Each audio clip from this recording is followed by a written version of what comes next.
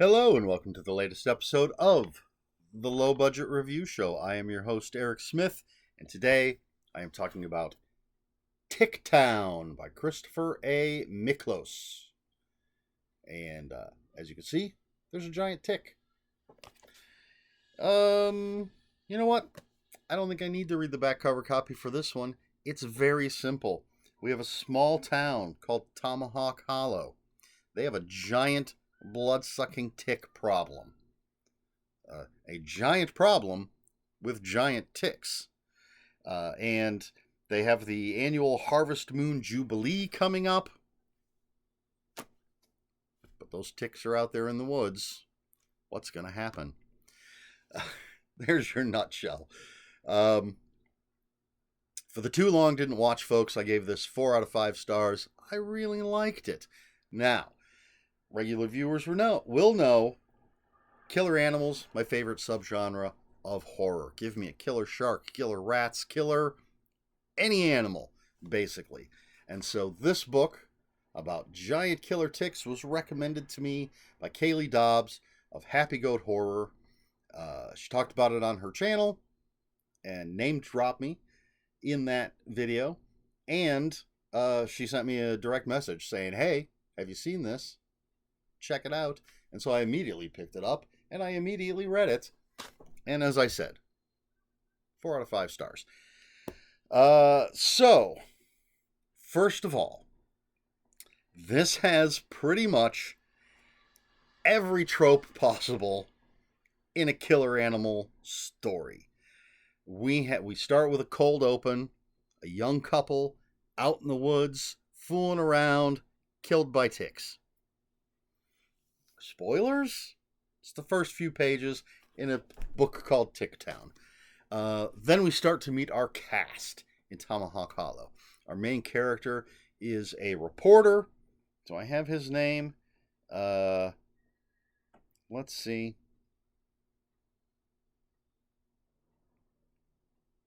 Well, Jackson.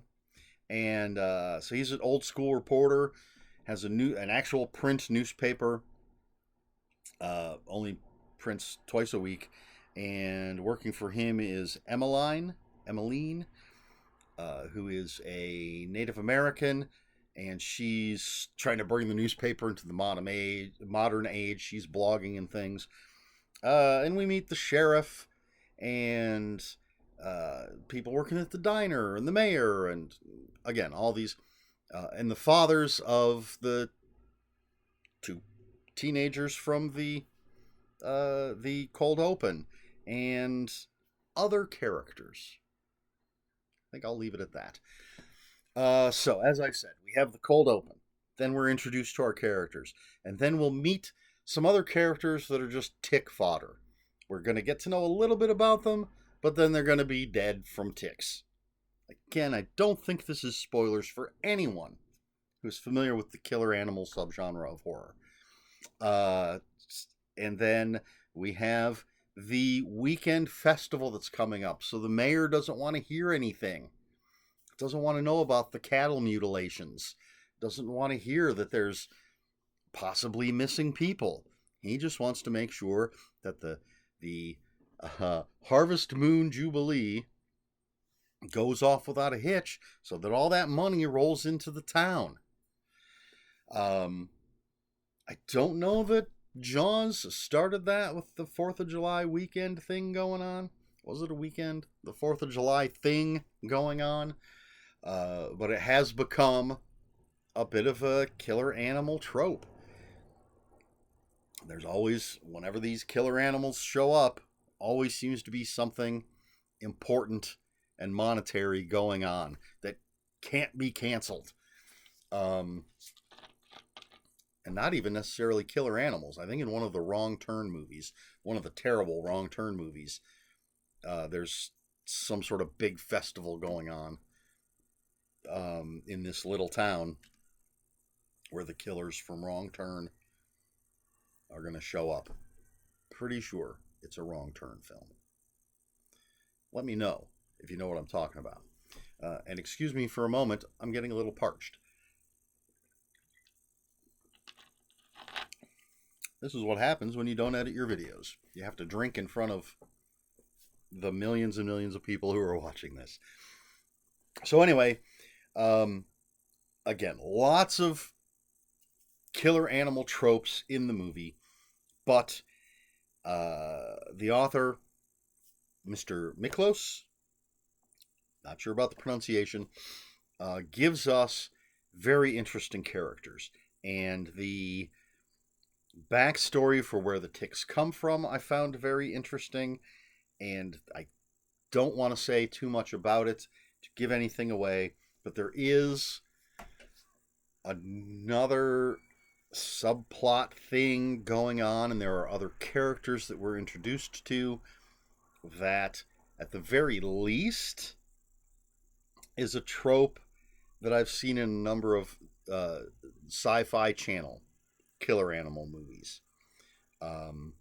And this, let's see, on the back cover copy, it does say, bursting with cinematic action, horror, fun, and suspense, Ticktown is an old-school, pulse-pounding pulp horror adventure. If you like classic creature feature horror fiction like Jaws and Night of the Crabs, or B-movie monster mayhem like Them, the movie Them, ! And Starship Troopers, you'll love Ticktown. And I just noticed a typo on the back cover.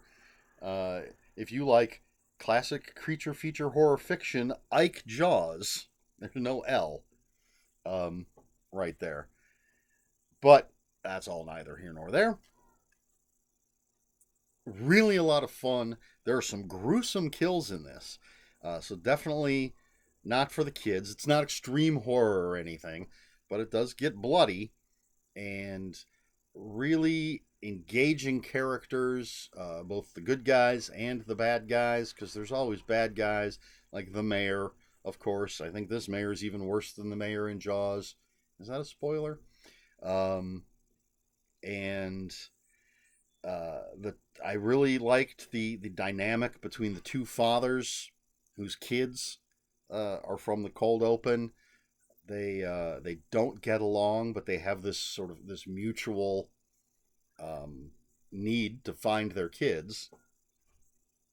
So I really like the dynamic between those two, and just a lot of fun.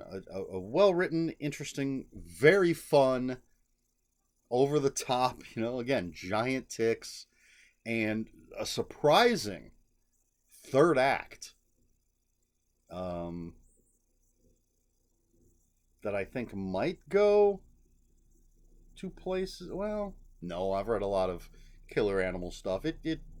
There's a lot that goes to the same type of place, but I wasn't necessarily expecting this book to go there. So, Ticktown by Christopher A. Micklos, and from Castle Bridge Media in Denver, Colorado. Although this said made in the United States, Cleveland, Ohio, 22 August 2025. So I assume that's just where it was printed, like print on demand.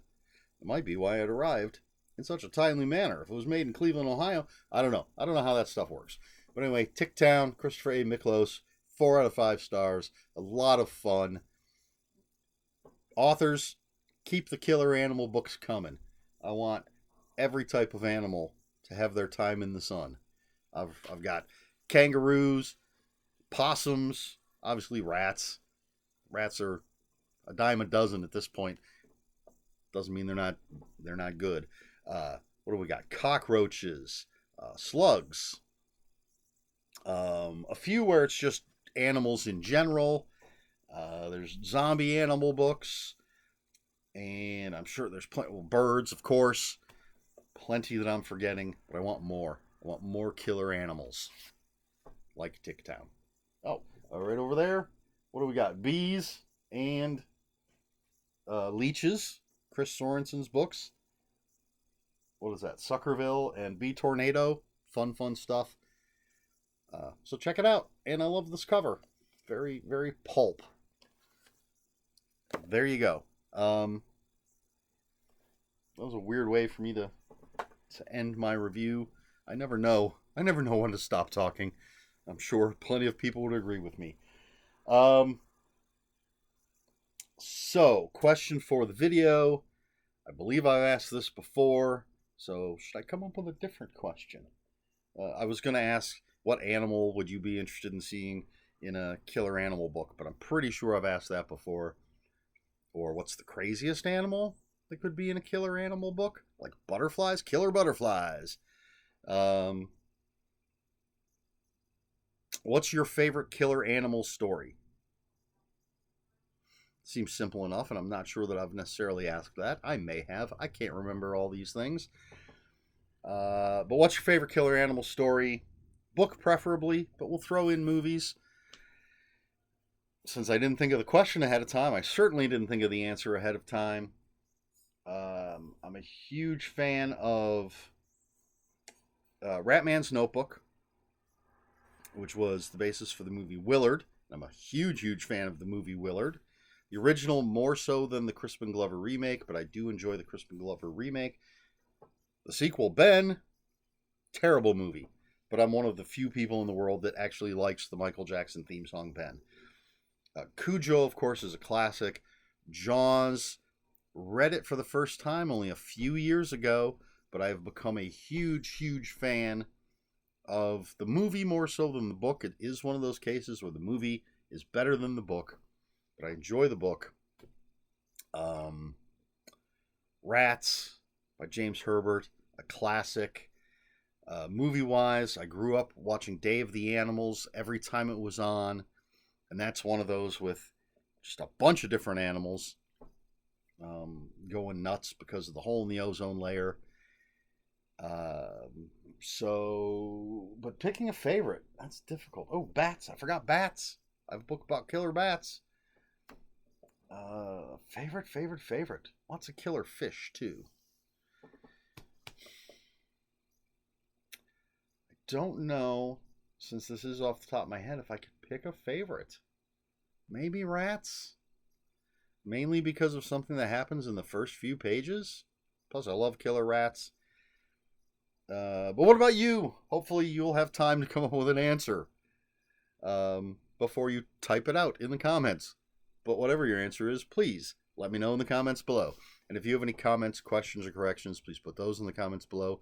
Comments are open for spoilers. Just post a spoiler warning. We try to be polite here at the Low Budget Review Show. Please like, share, and subscribe, all the usual YouTube stuff. And if you care to follow me on other social media, I'll have links for my Instagram and Blue Sky in the description below. That's all I've got for you. This has been the Low Budget Review Show. I have been Eric Smith. And until next time, read more books.